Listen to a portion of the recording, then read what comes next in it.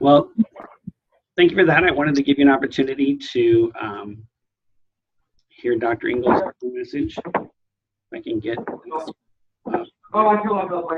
And so what we want to do now is we want to take a few minutes to look at our student teaching, do an overview of student teaching. I'm going to share my screen again and share another portion for you to be able to see. And as we go through here, if you have questions, please feel free to ask those. We want to definitely answer any questions you may have related to the student teaching. But just as a kind of an overview here of kind of a suggested student teaching timeline that we have here. You can look, now this document is made for both India and Ohio, so you'll have to look at the column below there. So you'll see in the first week of the course, we call that our induction phase. That's when our students are really kind of getting their feet wet in the classroom. They are working, just kind of observing, and really this whole thing is a suggested timeline. I want to point that out. This whole thing is. Are you going to share this with us? Are you going to share this document with us? Yes, we will. I'm sorry, I should have said at the beginning. We will show you where you can find all these resources, so you don't need to write things down. We have all this on our website. We're going to give you our website. Okay. Sorry, I should be looking this way and not over here. I see your faces on this monitor, but my camera's over here. So if I look back and forth, you'll know why. But yes, we will share all of these resources and show you where you can find those with this. And we will also I am recording this session. So everything that we have on the session, as well as all the documents we're showing, we will have a link for this session that we will then share with everybody if anybody wants to go back and review anything, or for those that weren't able to join us today. Thank you. Sorry to interrupt. No, you're fine. Thank you. That's fine. Please do that to ask questions that you need to ask. So you'll notice that induction phase is that first week. Students are kind of getting in there, getting their feet wet. And let me back up. As I started to say a while ago, this is a suggested timeline. You may feel like your candidate that you have in your classroom can move faster than what this timeline is, or perhaps they might need to move a little bit slower. You can make that determination as the cooperating teacher as you go through there. But during this first week, you're discussing plans and activities. You're providing opportunities for them to observe. I'm not going to read the whole thing to you, but you can kind of see the different things. They're getting their feet wet, essentially, is what they're doing in that induction phase. And then as we move into weeks 2 and 3, that's the initial teaching phase. So the candidate at that point is assuming about 25 to 50% of this teaching load. They're picking up, they're overseeing lesson plans, they're working with you to make sure the lesson plans are on point and what they need to be. One of the things I want to point out here is in red, during this first 2 to 3 week session, somewhere around the end of the second, beginning of the third week, somewhere in there, we ask that you submit your first student teaching evaluation, and also that you submit your first student teaching dispositional assessment. And we'll go over both of those here in just a few minutes, but those during that sometime around that first 2 weeks, and that's just a suggestion. If it happens to roll into week 4, not a big deal, but somewhere in that first couple of weeks, we want to do our first student teaching evaluation and our first student teaching disposition assessment.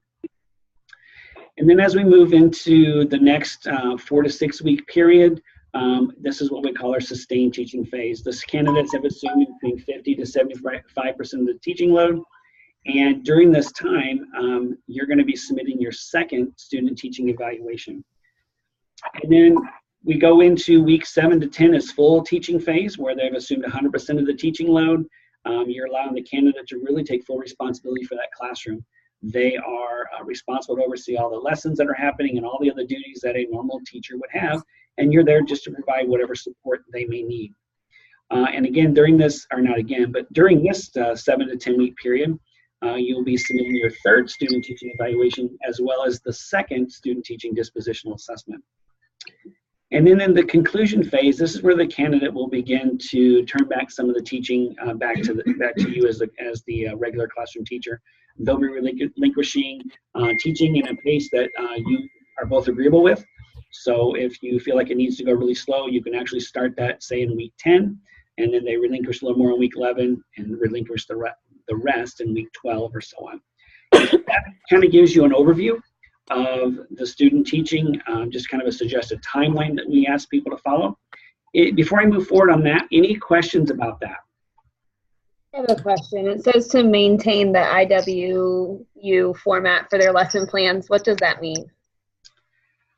Well, Marissa, do you want to address that at all, since you're the instructor and you've had to deal with this before? Do you have any comments on that one? I can, and I'll speak to that in a little more detail when we talk about the evaluation rubric that we'll give you all that you'll use when you're observing them. But within their courses, all the way through their program, and then now throughout their student teaching semester, we give them a lesson plan template that includes all of their required components that they have to include in their plan. So you'll see those things that you'll have to kind of look for as you're evaluating them as well. But they really only have to use that format when they're being formally observed and when they're submitting things for me for their teacher work sample. The rest of the time, we encourage them to use your planning structure and just to kind of learn from you and follow that model. But because the template we use, as I'm sure you're aware, is going to require a whole lot of bells and whistles that seasoned teachers no longer really have to include in their plans. Thank you, Marissa. Any other questions? Real quick, Tony, I don't want to interrupt anyone else. Mark posted a couple of questions in the chat that I told him I would answer when we got to a stopping point. Okay. He wanted to know just an overview of what our student teachers would have done up to this point. And I'm assuming, Mark, that you mean in terms of field placements, field experiences. I don't know if Mark. That's right.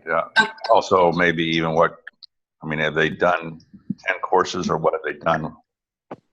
Right. Is it okay for me to speak to that, Tony? You bet. You bet. Okay. So this is their student teaching. So this is their culminating experience. They have completed their entire preparation program, and student teaching is the only thing left for them to do. Within the program, then, they've completed 100 clinical hours because that's what Ohio requires. And to make sure those experiences are diversified, a lot of what Josh and Tony have done throughout their courses is to make sure that they've had experiences across various grade levels within that early childhood band, various types of settings in terms of rural and urban, experiences in school districts with diversity. All of those things our office is really intentional about keeping track of. So they would have had those experiences leading up to now their culminating student teaching experience. To answer your other question, Mark, about when they would start, your student teacher is going to be reaching out to you, if they have not already, to establish that start date. It just had to be after this past Saturday. I met with all of our student teachers on Saturday for our first seminar to orient them on a lot of the same information we're sharing with you, just in a lot more detail. So they are supposed to be reaching out to you. Ideally, they would have done that already, but I know some of them have had placements that took a little bit longer to establish, and they will determine that start date with you. Ideally, sometime this week. Thank you. Mm-hmm. Okay. Well, that's going to move us into, I'm going to share my screen again. And Marissa, this is where we get into talking about the co-teaching. Okay. I'll just run through this briefly. This is another resource that your student teachers have in their hands. We spend a lot of time on this throughout this semester. So they will lead these kinds of conversations with you, or at least that's what we asked them to do. Our office really encourages co-teaching approaches throughout the student teaching experience. So what we've talked about, or what I talked about with our student teachers on Saturday, were some practical applications of each of these 6 models. Can you scroll that down just a little bit, Tony? How far down? Just so we can hopefully see the 6. I can only see 4. Can you see? It stops at team teaching. At team teaching? Oh, can you see it now? Mm-mm. Oh, really? Okay, hang on. Let me.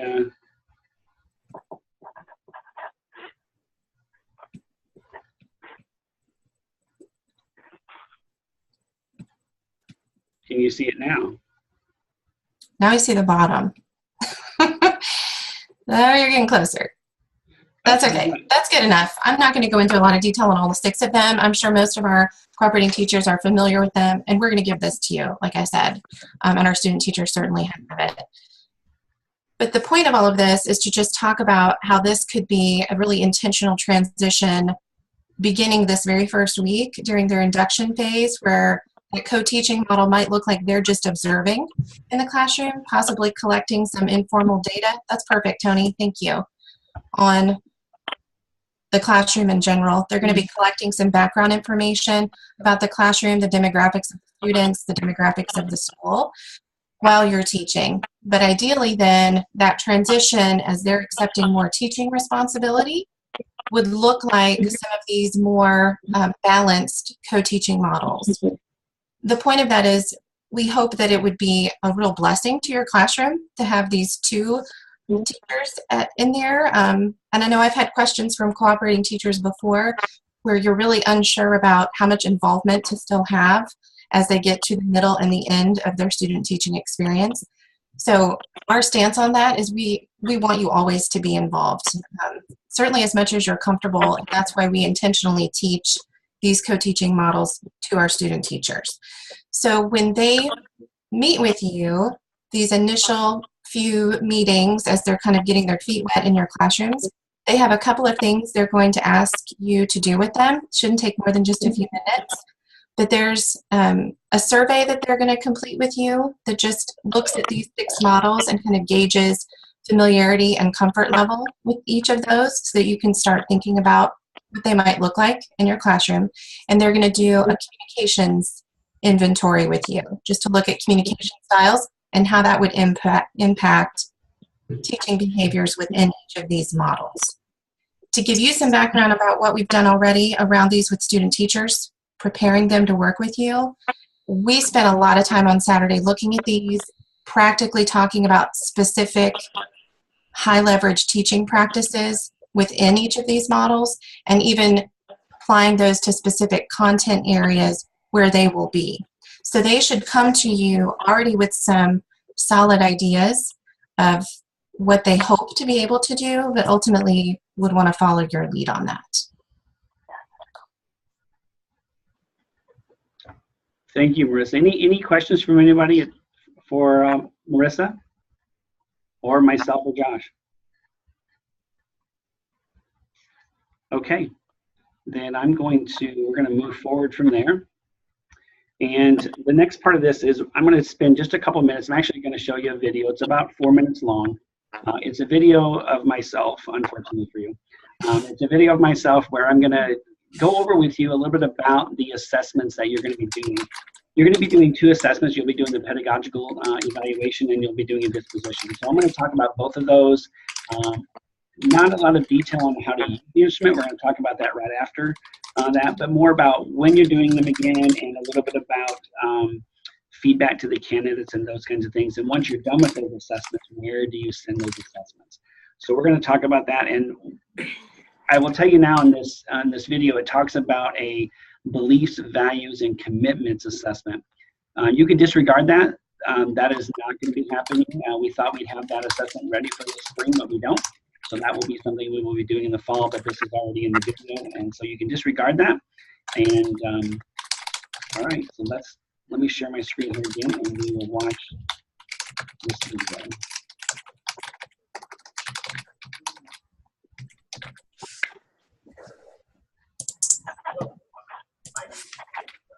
I'm working with educational leadership here at Indiana Wesleyan University.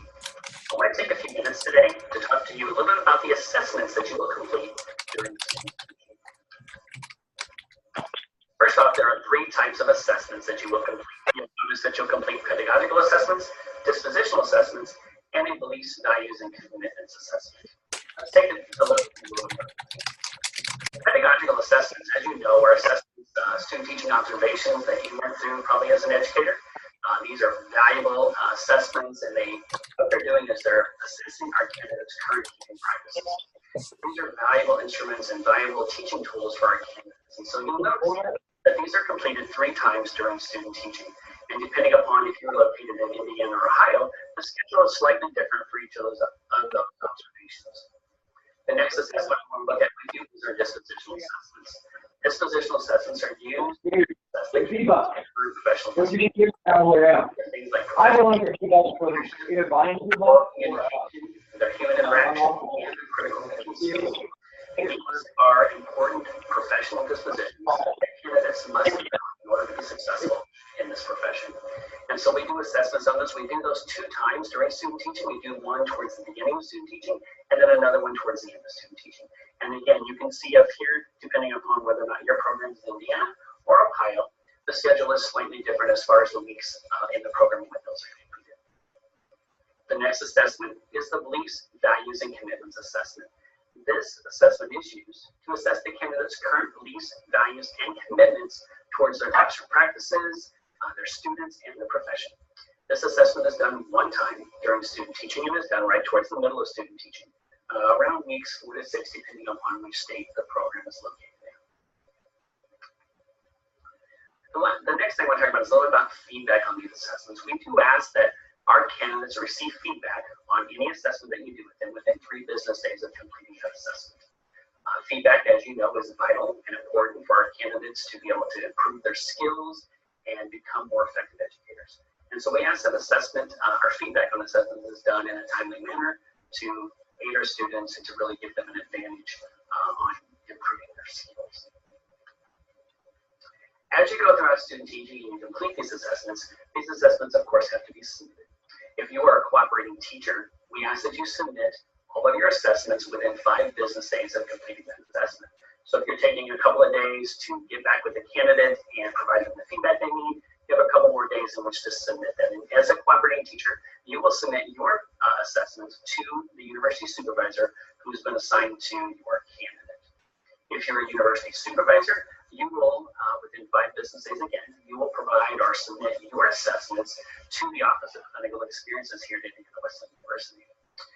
Also, as a university supervisor, you will be receiving those assessments from the cooperating teachers, and we ask that you submit those, review those, of course, and then submit those to the Office of Clinical Experiences within 5 business days of receiving those as well.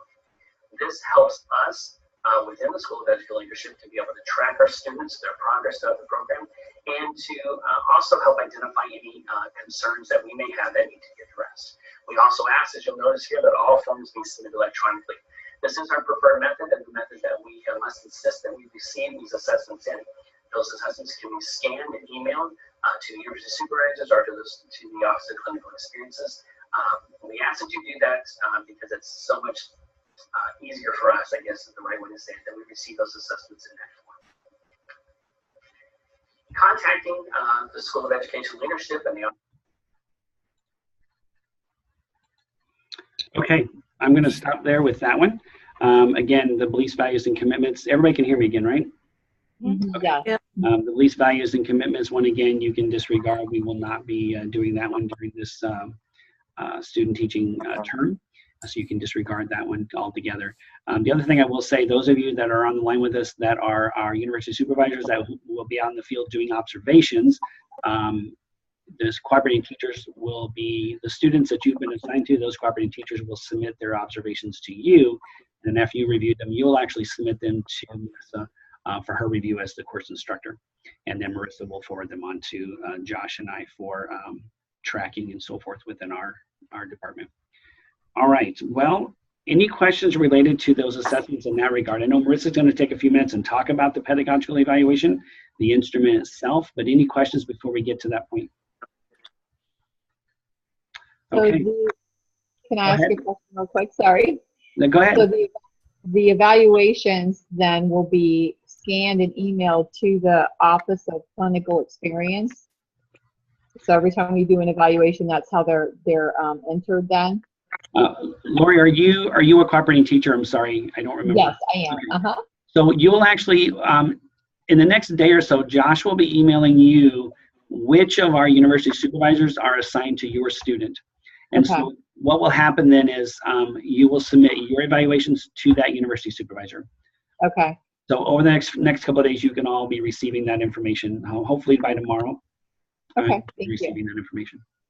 Okay, any other questions?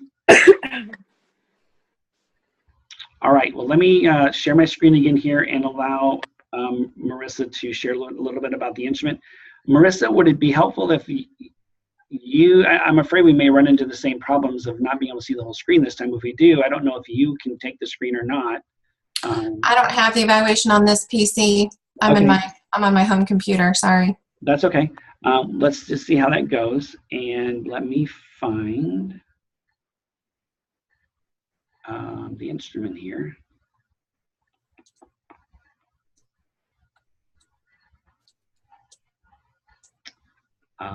Sorry, guys. I opened it up so I had everything open, but I don't see it now.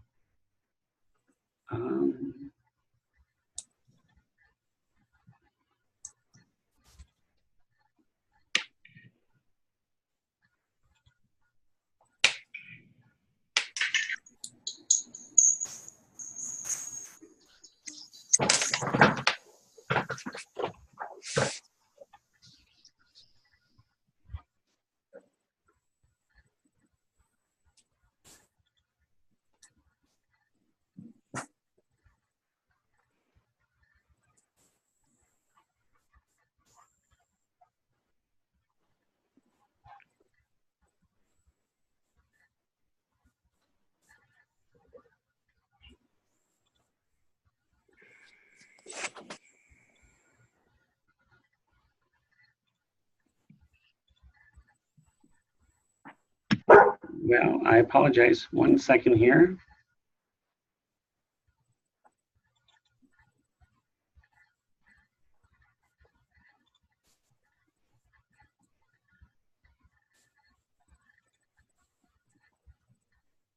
All right. Can you all see that now? Not yet. Did you say yes or no? Not yet. No. Okay. Oh, I see. Because let's see here. Oh, there we go. Now you should be able to see it. Yes, no?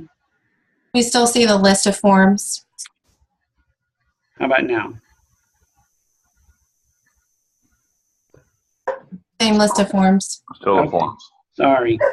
Okay, let me do this. Stop the share. I'll go back to this again. And I will go to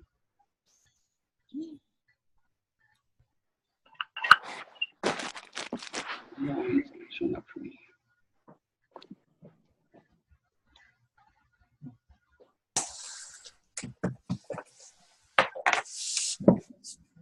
There we go. All right. Now we should be able to see it. Okay. So All right. go ahead, Marissa. You tell me where you want me to go with it. You can, if you'll go ahead, well, we can talk about this part really quickly. So no matter what your role with the student teachers, we all complete this same evaluation rubric. So CTs, university faculty are evaluating our student teachers with this same tool at the same time periods. So the timeline that Tony just shared with you, weeks 2 to 3, weeks, I think, what, 7 to 10, 2 to 3, 4 to 6, 7 to 10, whatever that timeline is, we will all be completing those around the same time and scheduling those observations. Ideally, seeing then 6 different lessons with our student teachers, because they'll have 3 observations from their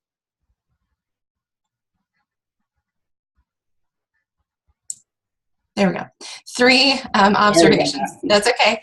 3 observations from their university faculty member as well, using this instrument. So this top part is what you would just fill out to that effect. Who they are, what school they're teaching in, the grade in which they are teaching for early childhood, your name, your role, if you're either CT or university supervisor, and then you would check which of the 3 observations this is.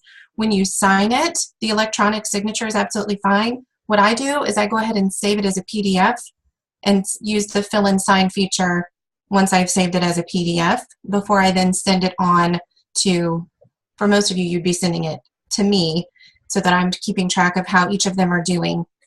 And then I pass it along to our clinical's office. So if you go on down, Tony, the way the rubric is designed, it's, keep going, organized by domain. So what you'll see, some things to be aware of as you're planning ahead and thinking about these observations. Some of these indicators are going to be about their actual lesson plan. So you're going to want to get their lesson plan ahead of time and have it with you while you're observing.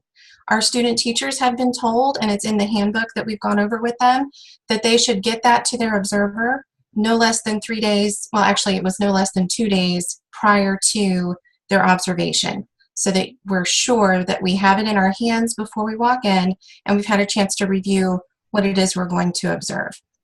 But you definitely want that with you. If you don't feel like you need it within 2 days and you just want to have it handy when you get there, you can communicate that to your student teacher and just know where that plan would be when you walk in to do the observation. But you'll see, especially this first area of content and subject matter, this one's really all about their lesson plans.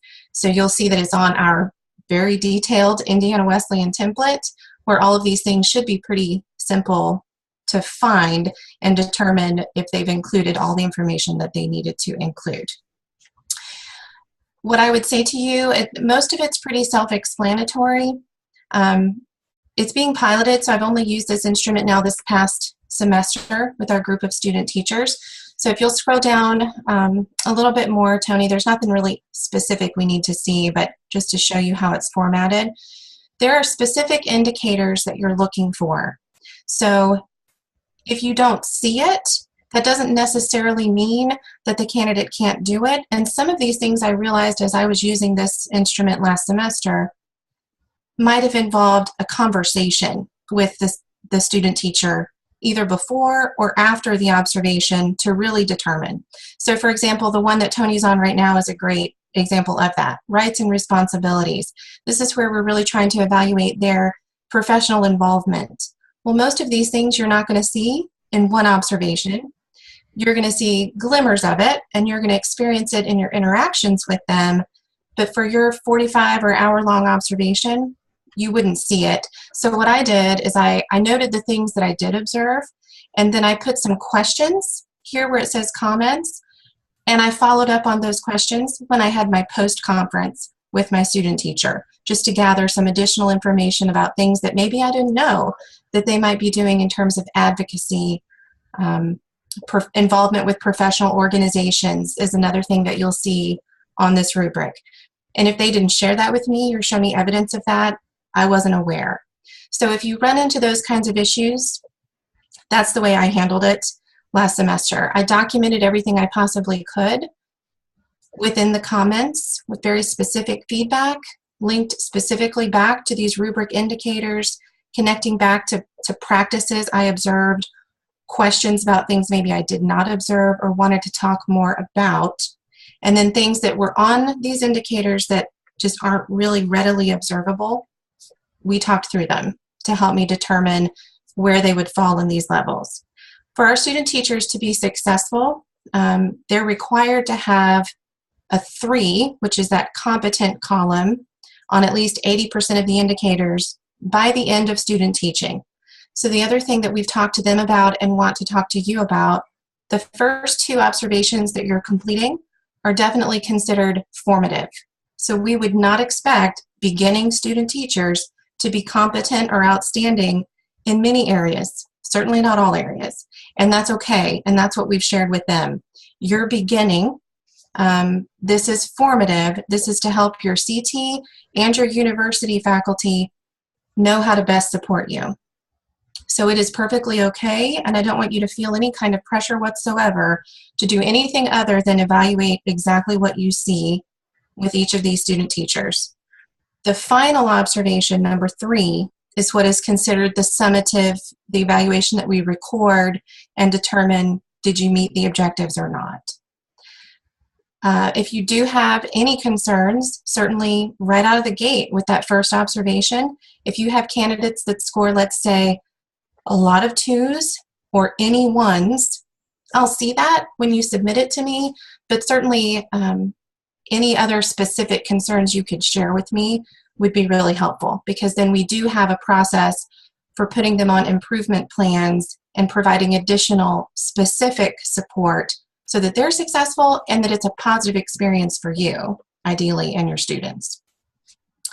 Those were the big things I wanted to make sure you were comfortable with, just to make sure you have their plans in front of you, specific feedback within the comments related back to these indicators, and if there are things that just weren't observable, feel free to follow up with them to get more information. We do want you to follow up with the candidate, and you saw that in the video with Tony, ideally within 3 days of the observation. So if you're a CT, that's very organic and you can just sit down with them, but we want you to use this completed instrument to guide that conversation. So have it out, have it in front of you, and speak to each of those rubric rows and what you observed, giving them evidence of what was really great, those strengths, and then areas to grow so that they know exactly what to be working on.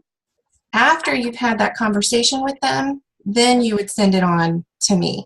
And then that tells me they've seen it, they're aware of it, and then I can continue with conversations and specify things that I'm doing within our coursework to meet those needs. If you're a university supervisor, most likely you will not be able to meet with them while you're on site. And you really it wouldn't be practical anyway, because you wouldn't have had a chance to complete this rubric by then. So the way I've handled that, I follow up with all my student teachers together and just gave them windows of time to choose. And then I scheduled individual Zoom sessions is how I did it. Zoom is free. You can set up a free Zoom account if you don't already have one. And then just let us look at each other's faces, and we walked through the instrument together. But if you're not comfortable with Zoom, or you just, if that's just not practical for you, phone conference would be fine, but just make sure they have this in front of them while you're talking about it. I sent it to them in advance as a draft so that they had a chance to review it, see questions that I had, and then we kind of made it a little more final as we talked, and then I sent them the completed PDF with my signature.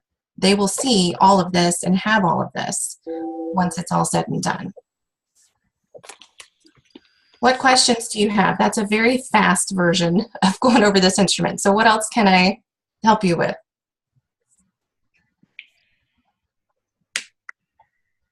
One question I have, this is Mary Ellen Carpenter A. I'm not on there as a picture. Okay. Are we to pre-conference and post-conference with our student teacher before we send that to you? What do you prefer that we do with that? I know you might have said it, but I don't remember. The pre-conference you don't necessarily have to do as long as you have their lesson plans, but the post-conference, absolutely. That's where I was saying you need to have this in front of you and talk through it with them, and then you sign it and send it to me after you've reviewed it with your student teacher. And is it okay if that happens the same day? Do you have a time frame that needs to happen in? Within 3 days of observing them. Thank you. Mm-hmm. And I know, this is Lori, you may have answered this, but these documents for evaluation, I know I've looked at the student teacher handbook that was given to my student teacher. Are these documents coming to me in a handbook, or will I be able to access them through your website? These particular forms when it's time for evaluation? Tony, I'll let you and Josh speak to that.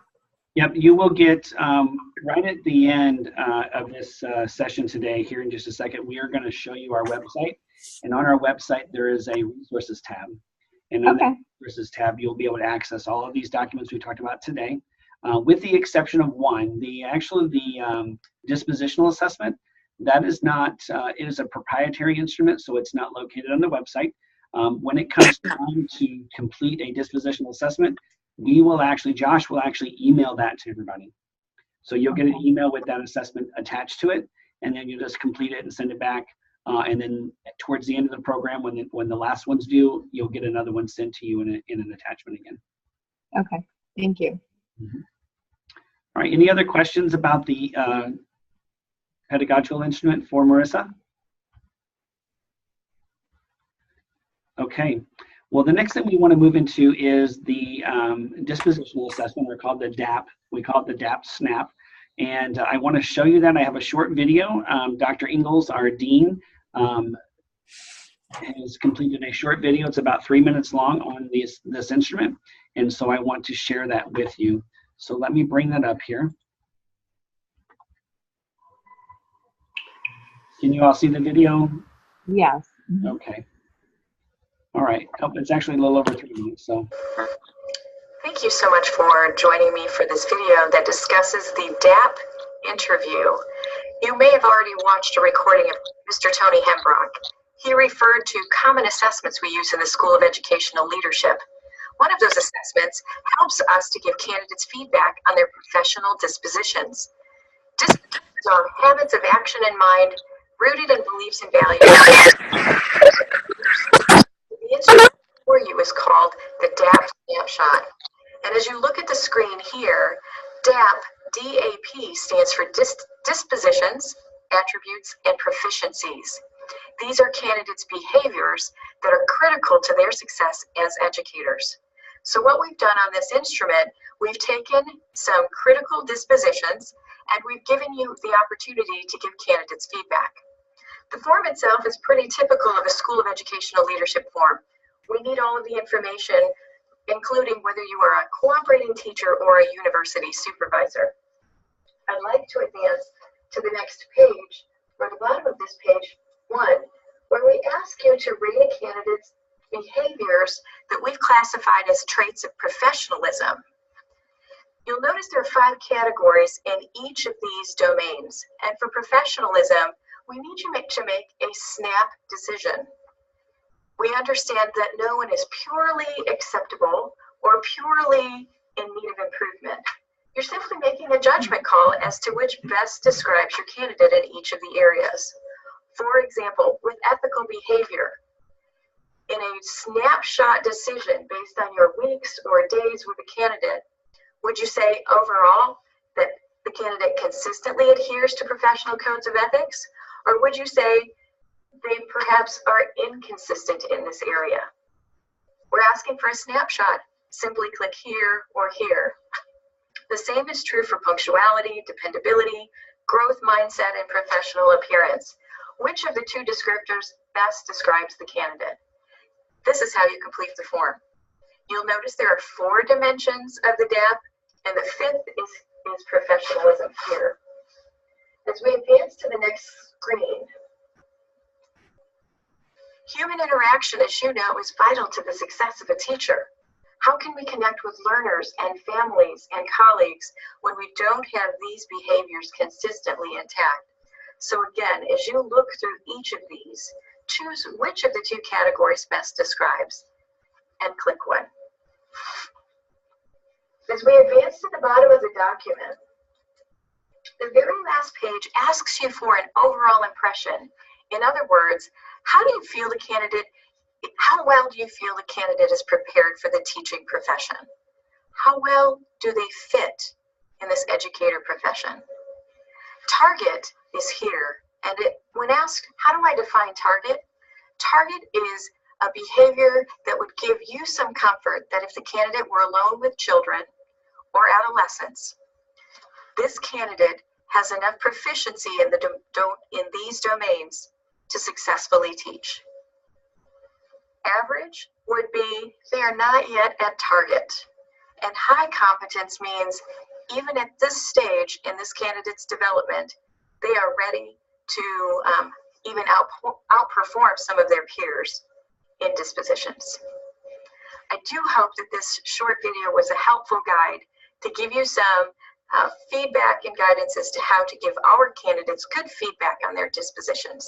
Thank you.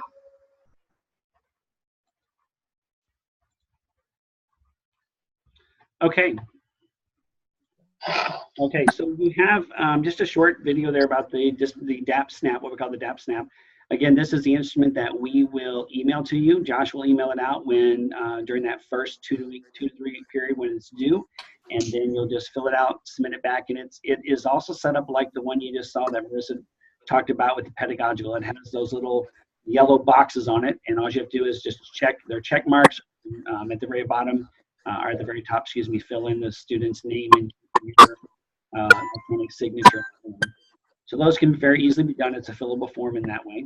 And then you'll just save it, send it, and then send it on. And again, at the end of the program, when the last one's due, we'll do the same thing. Any questions about that, about the DAP Snap? It is a pretty straightforward form. It's pretty simple to use. It's acceptable, needs improvement. It's a quick snapshot of what you think your candidate's like, or where do you think the stands. Okay. The only thing I'll add to that, Tony, I just know from last semester, that one wasn't as natural to think to share feedback with student teachers, because that can come directly from an observation. So just be mindful of that, and I'm speaking to myself, that one is one that you want to share feedback to your student teachers on as well, so that there are no surprises. They know what they're doing well, and they know where they need to grow. And then we help them know specifically how to grow in each of those domains. We have specific materials we can use for that. So awesome. Thank you for sharing that. I appreciate that. All right, I have the last two things we're going to talk about is our website and then contacts and who to contact for what. So I'm going to turn the time over to Josh here to talk about our website, and I'm going to make sure you can see him. Okay. I'm going to share the screen here again and bring up our website.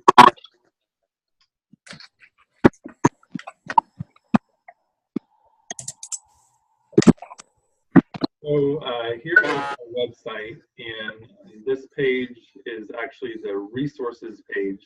I don't know, can you all see that address at the top of the page there? not all of it, Josh, it cuts off. So are we going to send them this link when we send the link to the recording? Yeah, so I'll send, when I send kind of the reminder about evaluations due, I'll send the link.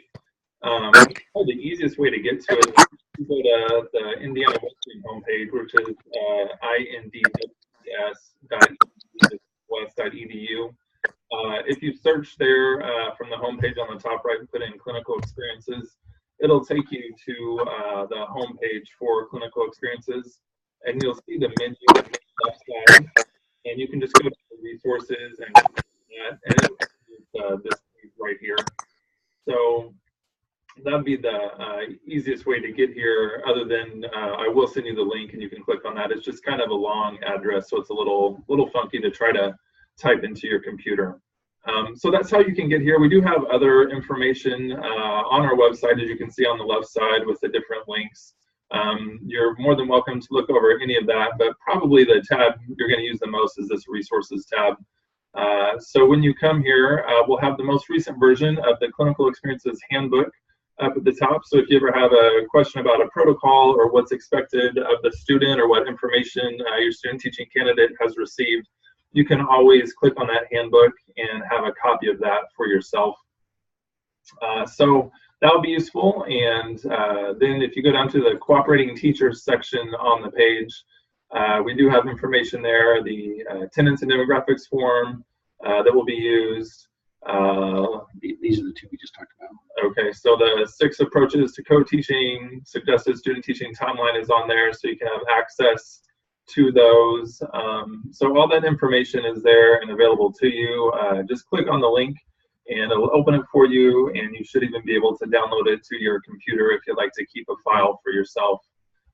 Since you're in Ohio, you do not need to worry about the W-9 tax form. That's just in Indiana, so no need to worry with that. So those are links that will hopefully be valuable to you. And the other main one you're going to use is underneath pedagogical evaluation forms. You're going to click on that top one right there, Early Childhood Education Pedagogical Evaluation Instrument P through 3. So that's the one you're going to use, and you'll use that same one 3 times. So you're more than welcome to download it once if you want, and then just make sure you change for what observation or evaluation it is whenever you turn that in. So you'll use that for all your evaluations. So I believe those are the main things you're going to use on that page. And then we also do have our contacts on the left side. If you click on that bottom link, it'll take you to the contacts page. And so that has my information. Again, I'm Josh, and that's my info. And you can email me or call me. I'll be happy to help any way I can. And then Janet is our support specialist, and so she does a lot of the nitty-gritty of making the placements, calling your school districts, and she's a great help and support as well. So she'll be happy to help any way that she can. And hopefully we'll also have another support specialist coming soon, so we're excited about that. So that's our contact information and a little bit about the website. I don't know if anyone has any questions about that.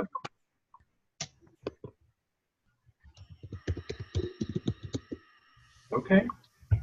Okay, well, we can, when, as I mentioned earlier, Josh will send out, tomorrow, he'll send out to all the cooperative teachers, which of our university supervisors will be supervising your candidate, and they will send that university supervisor's email address so that you can have that for contacting them. That university supervisor will also get your email address so that they can make contact with you. And then the candidate, of course, should be in contact with you. Last week, literally should be in contact with you. If not already, hopefully early this week yet, they should be in contact with you. And again, if you need anything, please feel free to reach out to your university supervisor, to Josh or Janet, or to Marissa. If you need any help with anything, we can all answer your questions. So please feel free to. Now, before we go ahead. Sorry, Tony. I was going to ask you anything else to say anyway. Okay. We just need to share my contact information. So maybe when you send out the link to this I will share your email as well. Yeah. I can do that as well. Yep. Josh will add your email on there for everybody. Thank you. Does anybody else have any questions before we end the session here? I have a question. This is Amy. Okay. I'm on a snow day today. And it's supposed to start today. So are they expected to make up snow days? How does that work? Yeah. So in Ohio, our students are required to complete 12 weeks or 60 days of student teaching. So it's 60 full-time days of student teaching, and essentially they should be working the same contract hours as you work. So we've had a lot of people say, well, what constitutes a full-time day? Well, it's the same contract hours you as a regular teacher would work. And so if you're required to be there, they're required to be there.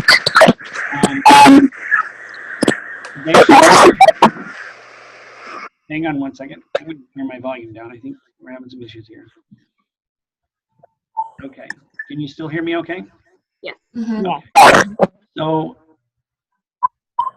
if you're contracted from 7:30 to 3 o'clock, then they should be there at the same time. And if you're there for parent-teacher conferences, they should be there for parent-teacher conferences. Those are the things that they need to be doing. It's 60 days. If for some reason, like a snow day today, they have to make that up. And Okay. so they'll just have to do another day somewhere in there. They have, this course runs, let me look at my calendar. This course runs all the way until April 27th. Yep, 27th. So they should have plenty of time to get their 60 days in. We do build in extra weeks for like fall break in the fall or spring break in the spring. We do build in some extra time. So they should have plenty of time to get their 60 days in. But what about, like, we have some professional development days. Does that count as one of their teaching days? Or does Yes, that... it would. Okay. Absolutely. As long as they participate in the professional development, it will count. Okay. Something that hopefully they would share with you as their cooperating teachers as well. What I've given each of them to complete and to share with me, I've already received it from a couple of them, and then to share it with their university is a kind of a, Tony, can you mute all except, and then I'll unmute myself. Okay. Thank you. What this form has them do, once they're able to meet with you and get into their classrooms, they're sketching out what their day looks like so that everyone knows when they start, when they end, planning periods, lunch periods, things like that, so that we can be wrapping our heads around when are the best times to observe. And then they also map out what their 12 weeks would look like to make sure that they're not going to run into any kind of issues toward the end of their semester. So they'll have to get with you for that kind of mapping, and that's where they would be able to talk to their cooperating teachers about those things like professional development days, early release days, things like that. As long as they're with you as their CT and completing the contract day, it can still count. They just need to be with you and doing what you're doing. So they'll have that form. Hopefully they'll sit down with you to sketch that out. Other questions? Oh, I guess I should unmute you. Hang on. Sorry. Go ahead. Anybody any other questions? So are they supposed to stay in the classroom when we're out with the sub for professional development days, or should they come with us to all of them? They can go with you for the professional development day. Okay. Yeah. Okay, because we usually have a few, so. Yeah, absolutely. Anybody else? Yeah, I have a question. If we have a sub in our classroom, can we leave our student teacher there? I have 2 personal days I know that are coming up in March, the first week of March. Would my student teacher stay there with my sub, or would those be days that she missed? They can stay there with you as long as there's clear instructions from you as to what, as long as you've approved ahead of time their course of lesson plans and what they're doing. And yes, that would be sufficient. Okay. Any others? Okay, well, I want to thank Marissa for joining us today, and everybody else join us. Thank you so much. If you have questions, again, please let us know. Josh will be sending out some emails starting tomorrow with a lot of information for you, the website link, as well as Marissa's contact and other contact information. So please let us know if you need anything, and we look forward to working with you this term. All right. Thank you, Tony, Josh. Thank you. You're welcome. You guys have a great day. Thanks. Thank you. Bye-bye. Okay, that's fine.